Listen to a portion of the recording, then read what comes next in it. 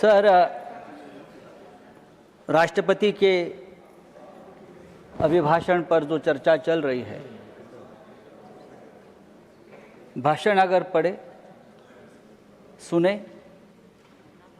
तो भी लगता है कि जैसे प्रोफेसर साहब ने कहा कि देश की स्थिति ठीक नहीं है। लेकिन ठीक लगता है जो हमारे सामने महान देशभक्त मंडली बैठी है, उनको लगता है कि सब कुछ ठीक है। राष्ट्रपति देश की संवैधानिक प्रमुख है,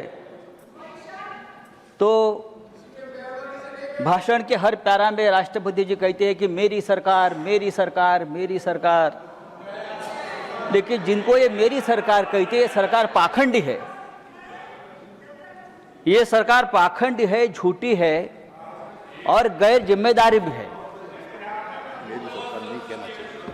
तो कहा ये ऐसी सरकार को राष्ट्रपति जी मेरी सरकार कहते हैं, तो संविधान के खिलाफ है। जो सरकार गैर संवैधानिक तरीके से बैठी है हर राज्य में, सर इस देश में मैं यहाँ से सुन रहा था डेमोक्रेसी की बात करते, कहाँ डेमोक्रेसी देश में बची है? न जुडिशरी है, न सोशल जस्टिस है। हाई कोर्ट और सुप्रीम कोर्ट सरकार की कठपुतलियां बन गई है। कहाँ न्याय मिलता है? चुनाव आयोग जो देश का है वो भारतीय जनता पार्टी की प्राइवेट लिमिटेड कंपनी बन गई है। कहाँ न्याय मिलेगा आपको? सोनम वांगचुक कहाँ है? सोनम वांगचुक कहाँ है? आप देशभक्त है ना, आप मुझे बताइए सोनम वांगचुक का क्या हुआ? उनकी हालत क्या है? क्या वो जिंदा भी है? मुझे मालूम नहीं, कहाँ है वो? देखिए उनका अपराध क्या है? उनका अपराध है कि हमारी जमीन चीन ने कब्जा कर ली है। ये बात उसने कह दी तो उसको देशद्रोही बताकर जेल में डाल दिया। क्या ये डेमोक्रेसी है? मुझे लगता है सर ये डेमोक्रेसी की व्याख्या, डेफिनेशन नहीं है। राष्ट्रपति के भाषण में वही घिसी पिटी घोषणाएं हैं।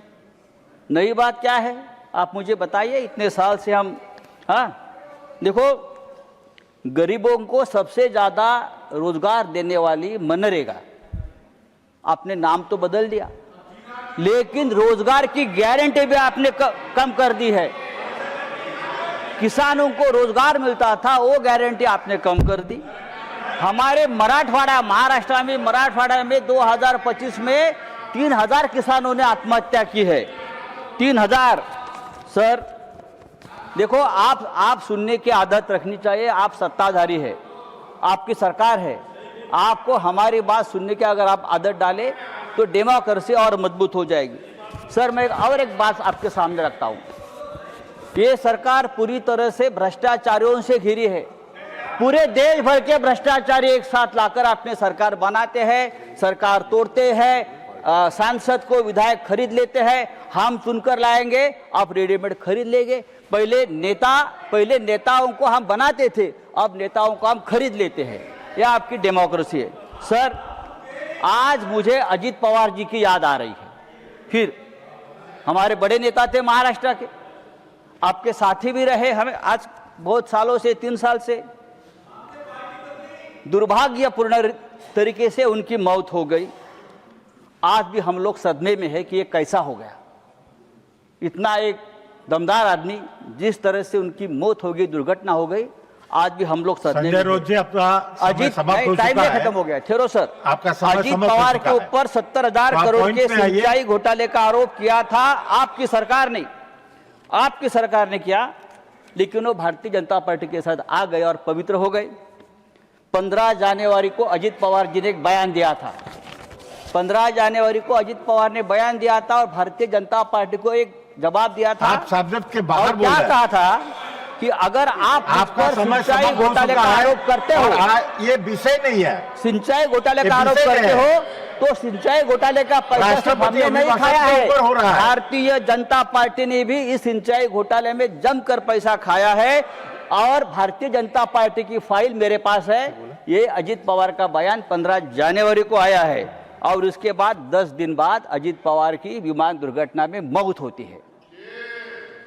देखिए, मैं आरोप नहीं कर रहा हूं, लेकिन ये मौत रहस्यपूर्ण है।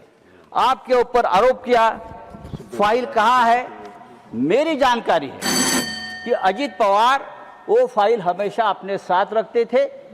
जब मुंबई से वो निकले बारामती में, तब भी वो फाइल उनके पास थी और आधे घंटे में अजीत पवार जी की दर्दनाक मौत हो गई। उसकी जांच होनी चाहिए और ये जांच इस तरह से होनी चाहिए, एक इंडिपेंडेंट जुडिशियल इंक्वायरी होनी चाहिए कि ये क्या है।